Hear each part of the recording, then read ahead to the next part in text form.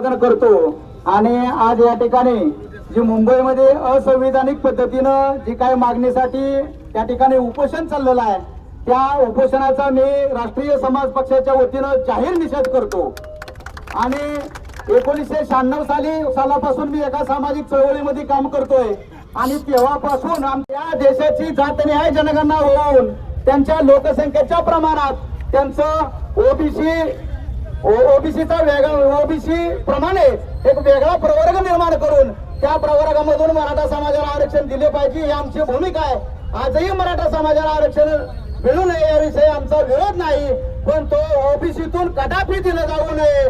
त्याचबरोबर आता जी काही पाठीमागच्या काळामध्ये जे काही कुणबीचे दाखले दिले नाहीत ते संपूर्ण दाखले या सरकारने रद्द करून कोणत्याही परिस्थितीमध्ये घटनेला बाधा न आणता घटना बाह्य आरक्षण या सरकारने देऊ नये अशी मी या महाराष्ट्र सरकारला विनंती करतो।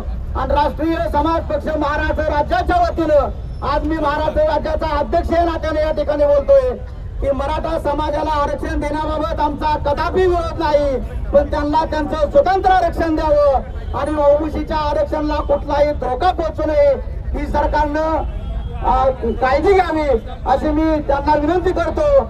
आणि आता जी असंवैधानिक पद्धतीने जे काही आरक्षणाची मागणी चाललेली आहे त्याचा जाहीर निषेध करतो आणि थांबतो। आरक्षण आमच्या हक्काचं नाही कुणाच्या बापाचं, आरक्षण आमच्या हक्काचं नाही कुणाच्या बापाचं।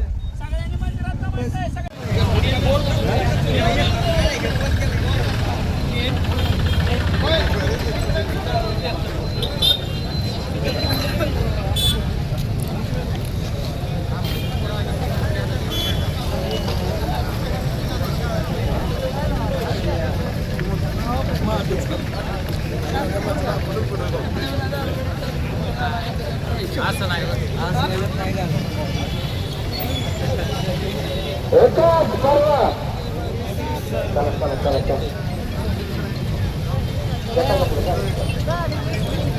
एकच सर्व चला